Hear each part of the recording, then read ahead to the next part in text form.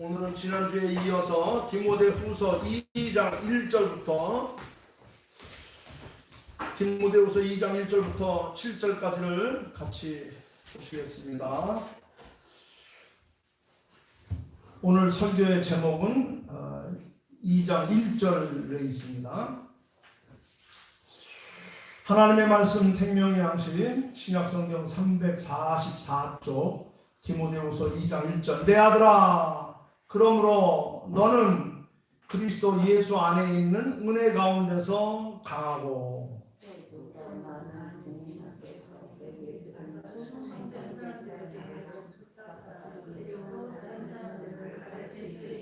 너는 그리스도 예수의 좋은 병사로 나와 함께 고난을 받으라. 병사로 공부하는 자는 자기 생활에 얽매인 자가 하나도 없나니 이는 병사로 공부하는 자를 경계하여야 합니다.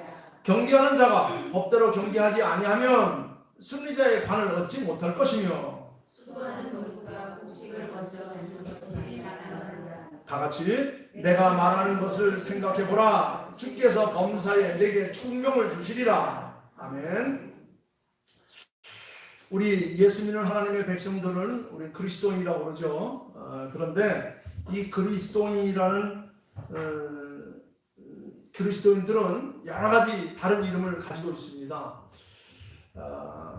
대표적인 것이 우리는 하나님의 자녀다 이렇게 말합니다. 하나님의 자녀다. 또 어떤 곳에서는 천국 백성이다. 또 어떤 데에서는 택함받은 사람이다. 수많은 사람 가운데 고르고 택하여 받은 하나님의 자녀들, 천국 백성. 보편적으로는 성도라, 성도. 또 구원받은 사람이라. 그런데 오늘 말씀을 보니까 한 가지를 더 해서 우리를 뭐라고 말하냐면 은혜 안에 있는 사람들이다. 은혜 안에 있는 사람. 내 아들아, 지금 바울이 디모데에게 내 아들아, 너 하나님의 사람아, 너는 그리스도 예수 안에 있는 은혜 가운데 택함받은 자다. 얼마나 귀한 부름인지 몰라요. 그래서 오늘은 예수 안에 있는 은혜 가운데 사는 자, 이 귀한 칭호를 우리가 가슴에 안고 우리는 예수 그리스도 안에 은혜 안에 사는 자다. 그것을 기억하시면서 자부심과 긍지를 가지고 사시기 바랍니다. 은혜 안에 사는 사람들, 은혜 안에 산다는 것은 오늘 말씀을 보니까 주님이 주시는 은혜 안에 산다는 겁니다. 주님이 주시는 은혜 안에. 어린아이가 가장 행복할 때가 언제입니까? 엄마 품에 안겨서 따뜻한 엄마의 모유를 빨아먹을 때 가장 행복합니다. 제가 종종 우리 주변에 있는 걸 가지고 많은 이야기를 하는데 저희 집에 고양이들이 가장 행복할 때 언제가 보니까 고양이 어미 품에 새끼들이 안겨서 젖을 빨 때 가장 행복하게 보여요. 어미를 떠난 모든 것들은 불행입니다. 그것은 아무것도 아니에요. 다 불행. 은혜 안에 산다고 하는 것은 하나님의 백성들에게 주어지는 최고의 축복일 수 있습니다. 오늘 말씀을 보니까 2장 1절에 바울 사도가 디모데에게 말하기를 너는 그리스도 예수 안에 있는 은혜 가운데 택함받은 자이다. 은혜 안에 사는 사람이다. 자, 오늘 이 말씀을 통해서 그러면 은혜 안에 사는 사람은 어떤 사람이며 또 그 사람은 어떻게 살아야 될 것인가 하는 것을 잠시 살피고 함께 기도하도록 하겠습니다. 자, 어떤 사람이 예수 안에 살고 있는가, 밖에 살고 있는가 하는 것은 그 삶으로 나타날 수 있어요. 이 사람이 정말 은혜 안에 사는가, 은혜 밖에 사는가 하는 것은 그 사람의 삶을 통해서 나타납니다. 그 사람이 은혜 받은 사람인가, 받지 못하는 사람인가 하는 것은 그의 삶과 태도로 드러난다는 것이기 때문에 그런 차원에서 오늘 우리가 함께 읽은 이 디모데후서 2장을 우리가 깊이 한번 묵상해 보겠습니다. 첫째로 은혜 안에 살면 어떤 일이 벌어지느냐? 은혜 안에 살면 강한 사람이 된다는 겁니다. 강한 사람. 자, 1절 말씀에 그랬죠.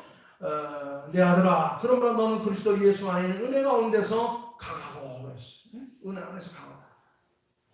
이 말씀 속에는 여러 가지 뜻이 있겠지만 저는 첫째로 이렇게 생각합니다. 예수 그리스도가 나의 배우가 되시기 때문에 주님의 은혜가 나를 강하게 한다는 겁니다. 내가 믿는 예수 그리스도가 나의 배우가 되시는 거예요. 나의 든든한 디딤이 되고 비빌 언덕이 된다는 겁니다. 내가 기댈 수 있는 그런 아주 중요한 보루가 된다고 하는 거예요. 그렇습니다. 강하게 된다는 것은 내가 노력하고 힘쓴다고 해서 되는 것만은 아닙니다. 다시 말하면 이 강하게 된다고 하는 것은 능동적이기보다는 수동적인 사건이라고 말할 수 있어요.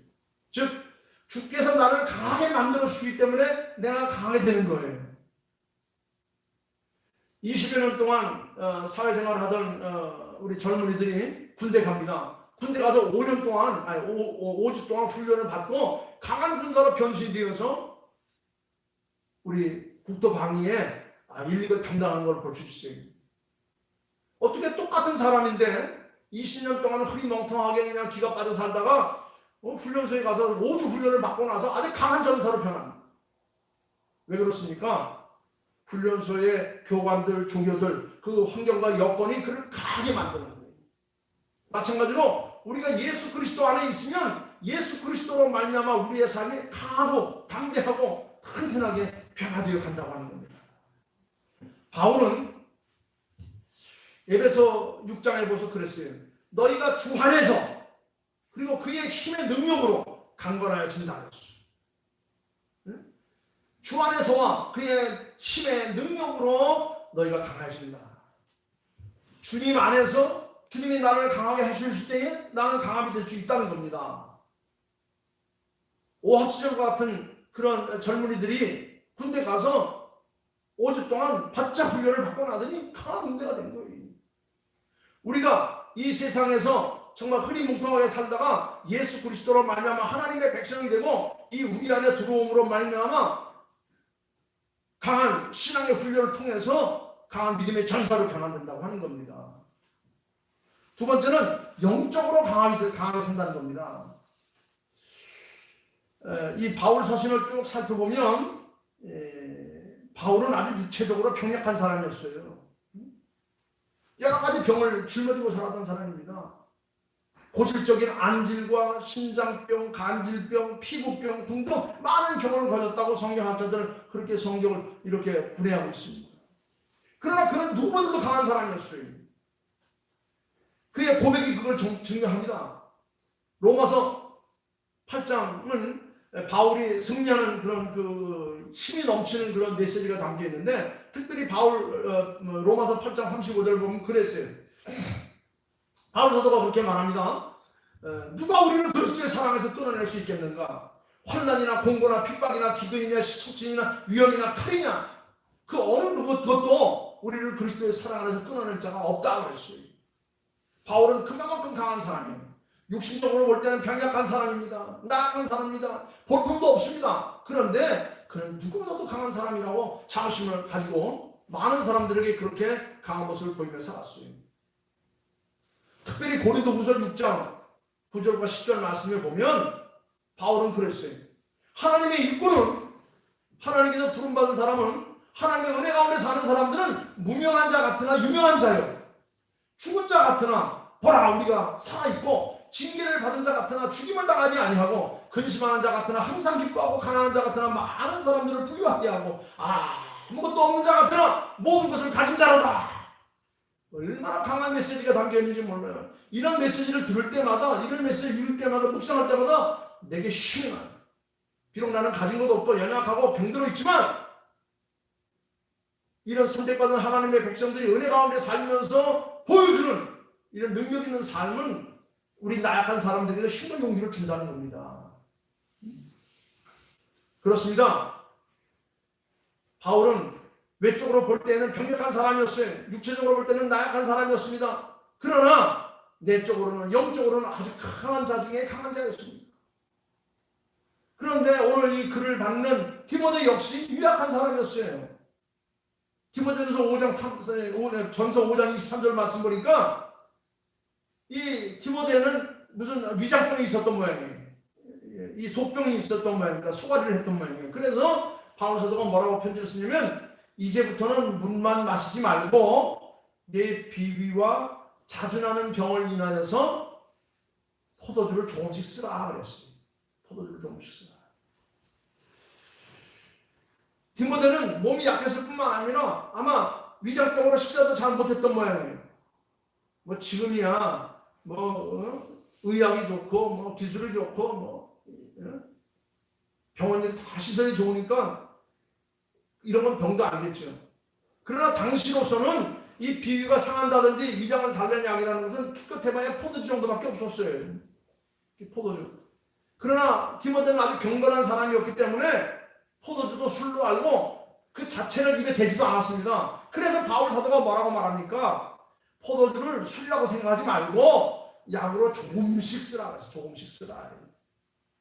근데 많은 또 술주정병들은 이걸 또 이용을 해가지고 봐라 사울은 술 마시라고 그러지 않았느냐, 술 먹으라고 그러지 않았느냐, 포도주를 먹으라고 그러지 않았느냐. 그런데 그 쓰임이 달라요.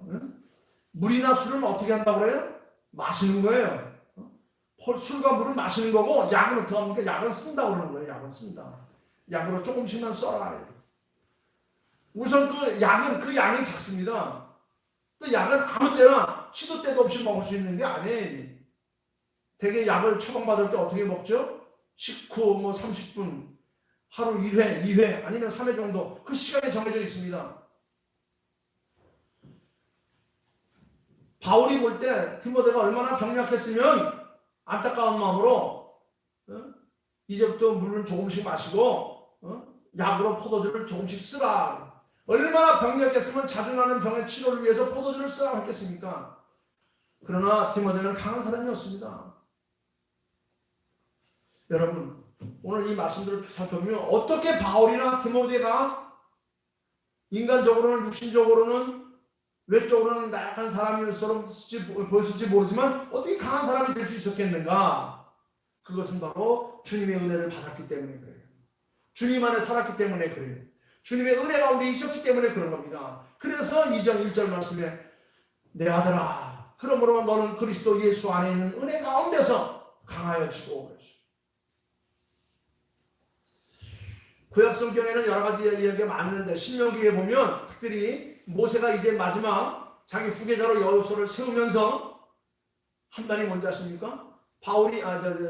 모세가 여호수아를 세우면서 가장 많이 한 말이 너는 마음을 강하게 하고 담대히 하라. 너는 마음을 강하게 하고 담대히 해라.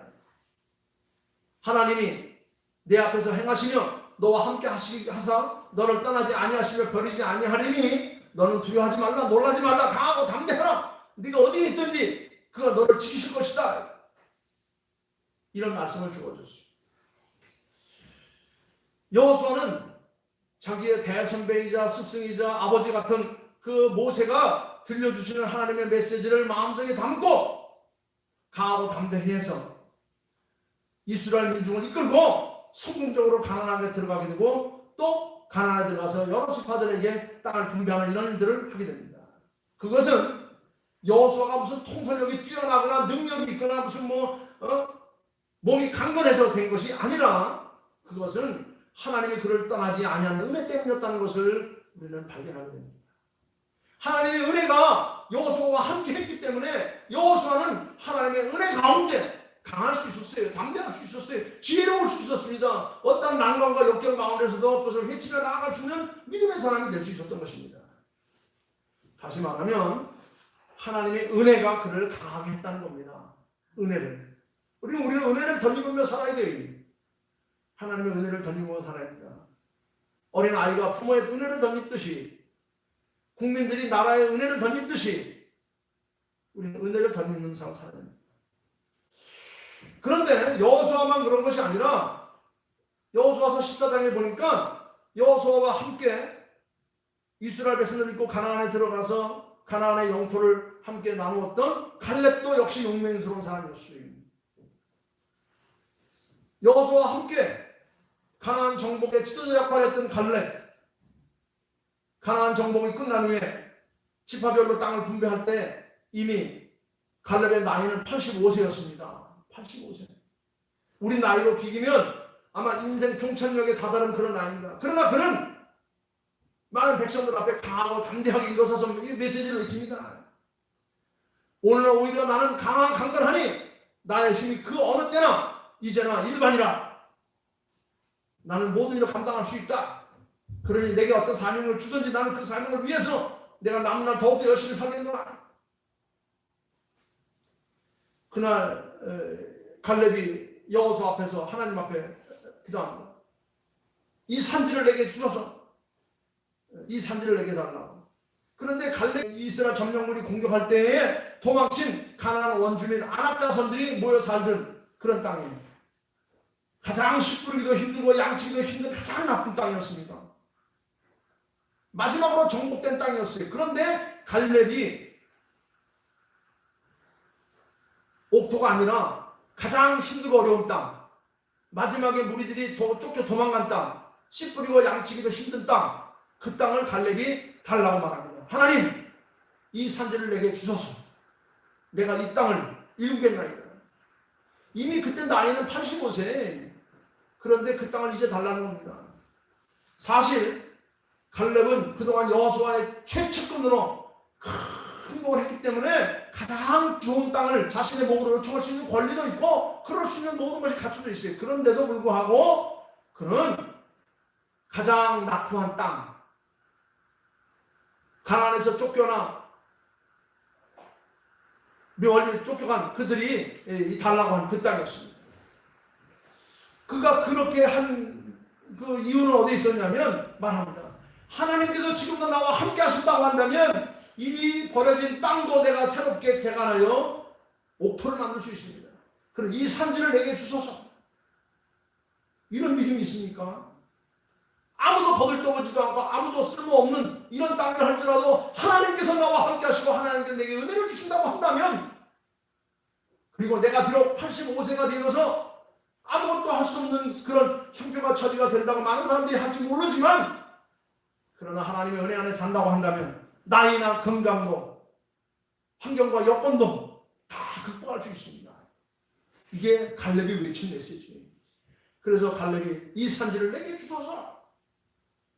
여러분, 나를 강하게 하는 게 뭡니까? 나를 강하게 하는 것은 하나님의 은혜예요. 하나님의 은혜가 아니고서는 강할 수가 없습니다. 하나님의 은혜를 입어야 내 영이 살아나는 거예요.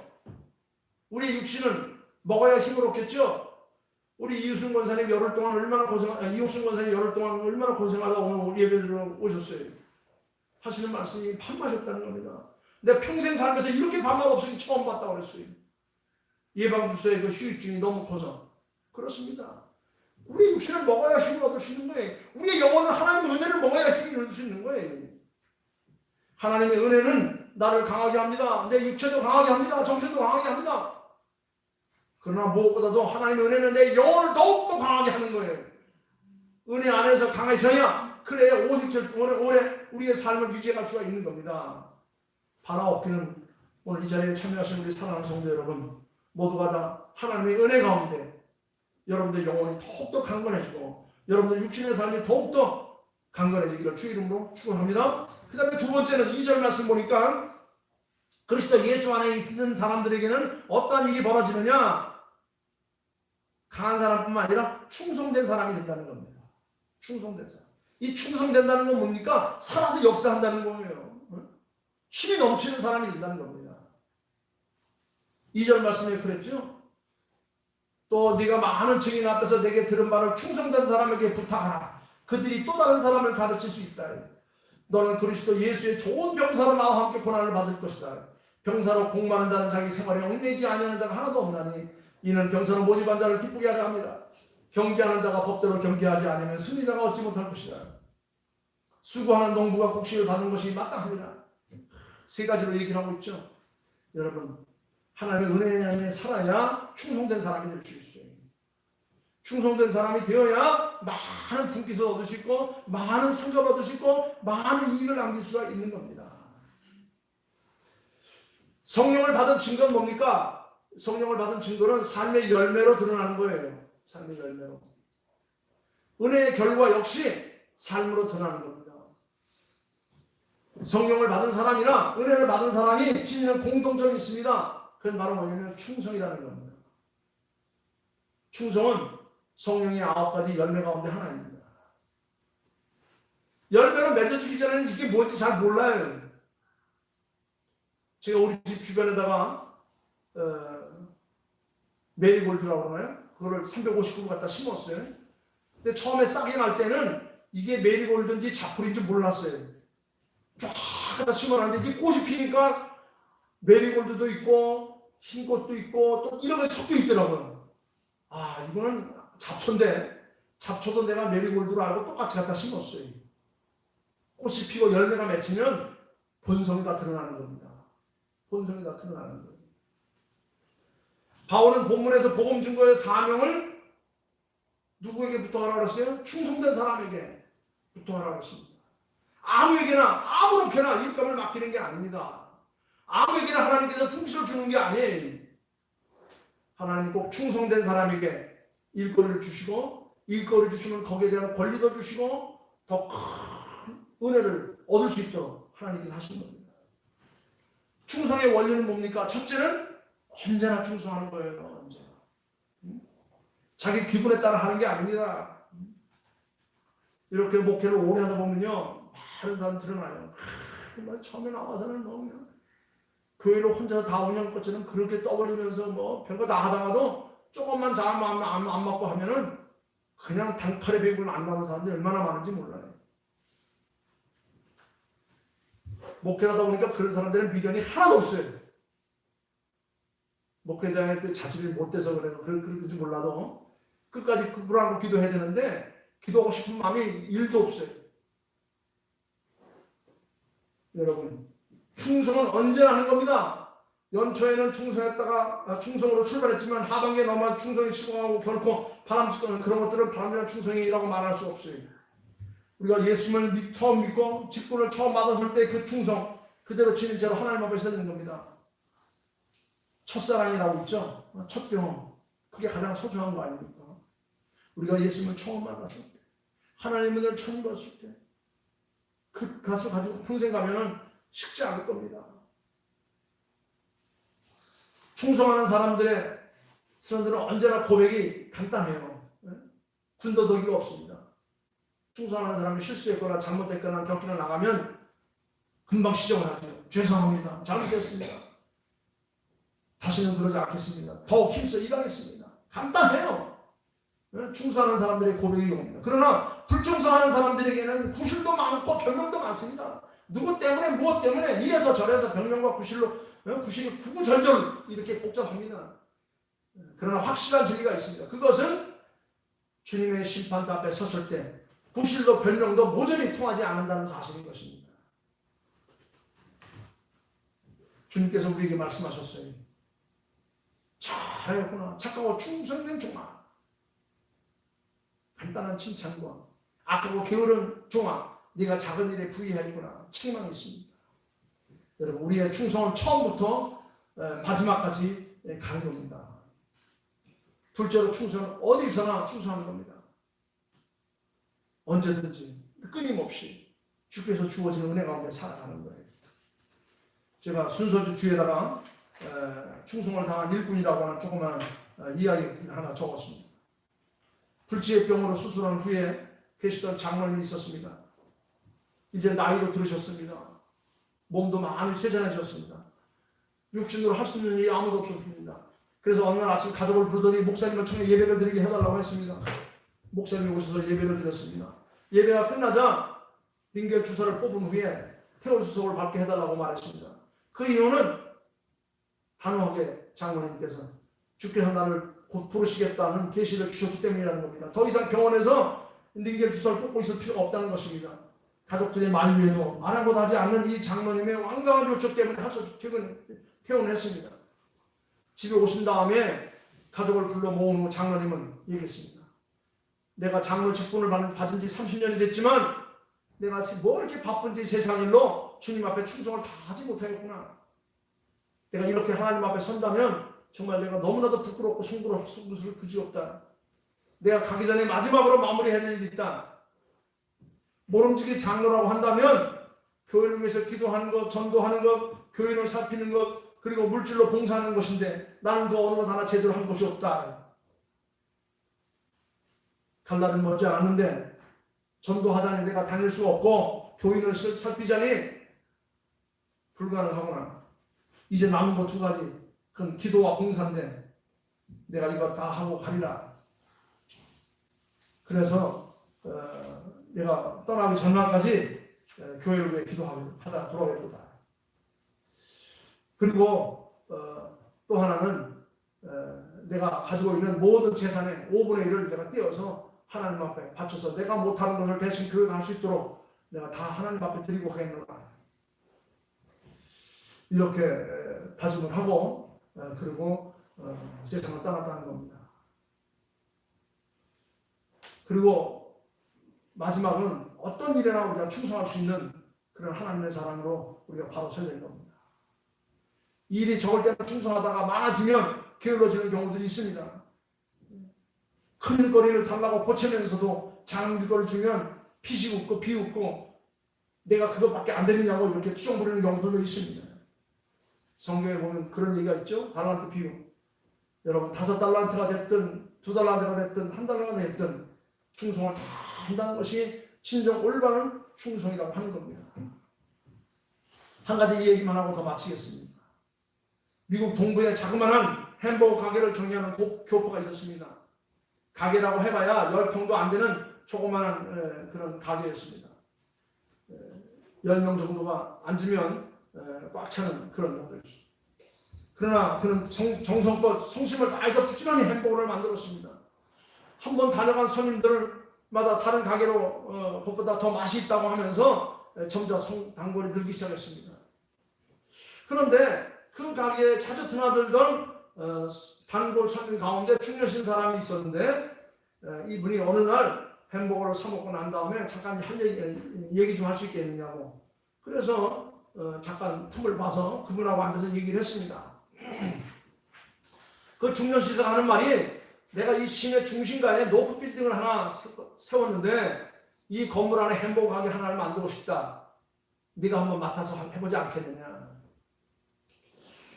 그런데 이 햄버거 가게 주인이 제가 해보고는 싶은데 아직 돈도 없고 또 그렇게 큰 빌딩 안에 들어가서 가게를 한 편을 낼 만한 그런 처지가 못 됩니다. 그랬더니 이 빌딩 주인이 하는 말이 그런 거 걱정할 필요가 없습니다.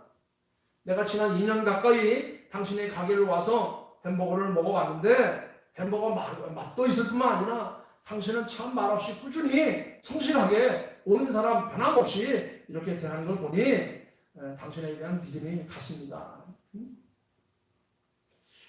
언제나 맛이 좋았다는 것, 당신이 열심히고 정직하고 부지런했다는 것, 이게 내가 너를 살펴본 결과였다. 그러니 조건 없이 내가 빌려줄 테니 운영해 주십시오. 그러면서 또 하는 말이 내가 1년 후에 또 옆에다가 쌍둥이 빌딩을 짓게 되는데 거기에도 햄버거 가게를 좀 더 크게 하나 낼 테니까 맡아주십시오. 그래서 그는 그 자그마한 것을 시작해서 아주 성실하게 변함없이 어제나 오늘이나 많은 사람들에게 늘 그 자기의 부지런함, 열심 그리고 정직한 모습을 보여주었더니 그게 뜻하지 않게 그 지역에서 아주 햄버거 가게로 대성공을 했다는 그런 이야기가 있었습니다. 여러분, 누가 은혜 받은 사람입니까? 누가 성령 충만한 사람입니까? 다른 건 아닙니다. 은혜 속에서 날마다 강건해지는 사람입니다. 그 강건해진 가운데서 하나님 앞에 충성으로 사는 사람입니다. 하나님께서는 그런 사람들을 눈여겨보셨다가 하나를 주시고 열을 주시고 백을 주시고 술을 헤아릴 수 없을 만큼 많은 걸 맡기는 거예요. 10개를 줬는데 한 개 그나마다 다 먹어버리면 하나님 그 다음에 더 주고 싶은 마음이 생기겠어요? 이놈은 내가 믿을만하다. 내가 더 많이 맡겨도 더 크게 성공할 놈이다. 그러면 더 많이 주는 거예요. 그리고 자기가 맡은 일에 언제나 어디서나 어떤 일에나 충성을 다하는 사람. 지금 우리의 신앙과 충성의 온도를 지금 측정해 보십시오. 나는 지금 어느 정도 됩니다. 바울은 자기 목회 말년에 인생 말년에 그의 사랑하는 믿음의 아들 디모데에게 편지였습니다. 내 사랑하는 아들 디모데야, 너는 그리스도 예수 안에서 은혜를 받은 사람이다. 너는 더욱더 영적으로나 육적으로 더욱더 강건해지고 더욱더 하나님 앞에 충성된 사람으로 더 많은 충성된 사람들을 택하여서 하나님의 말씀을 그들에게 부탁해서 이 말씀이 이 세상 끝날까지 증거될 수 있도록 그렇게 노력하라. 이것이 2000년 전 얘기지만 지금은 5대양 6대주에 이 강원도 산골짜기 이 오지에까지 이 복음이 증거되는 그런 계기가 됐던 것입니다. 오늘 이 자리에 모임을 사랑하는 성도 여러분, 무엇보다도 하나님의 은혜 가운데 우리 주 예수 그리스도 안에 있는 은혜 가운데 더욱더 강해지고 충성된 주의 종들로 살아갈 수 있기를 주의 이름으로 축원합니다. 기도하겠습니다. 아버지 하나님, 감사와 찬양과 영광을 드립니다. 아버지 하나님, 영적으로 육적으로 바울과 디모데와 같이 병약한 성도들, 마음부터 고민, 괴로움, 아픔, 슬픔 가운데 빠져있던 자들, 그런데 주께서 우리를 불러 하나님의 은혜 가운데서 강하게 하시고 충성되게 하시고 더 많은 것을 맡기신 것을 생각해 감사를 드립니다. 세상으로 볼 때는 저희들은 정말 벌어진 인생 같습니다. 아버지 하나님, 주여 바울과 디모데처럼 많은 육체적인 질병을 안고 있는 사람들이었습니다. 그럼에도 불구하고 우리 주 예수 그리스도 안에서 강한 은혜의 삶을 살아갈 수 있도록 우리를 부르셨사오니 감사합니다. 너 하나님의 사람아, 그리스도 예수 안에 은혜에서 강건해진 사람들이라고 우리를 부르셨습니다.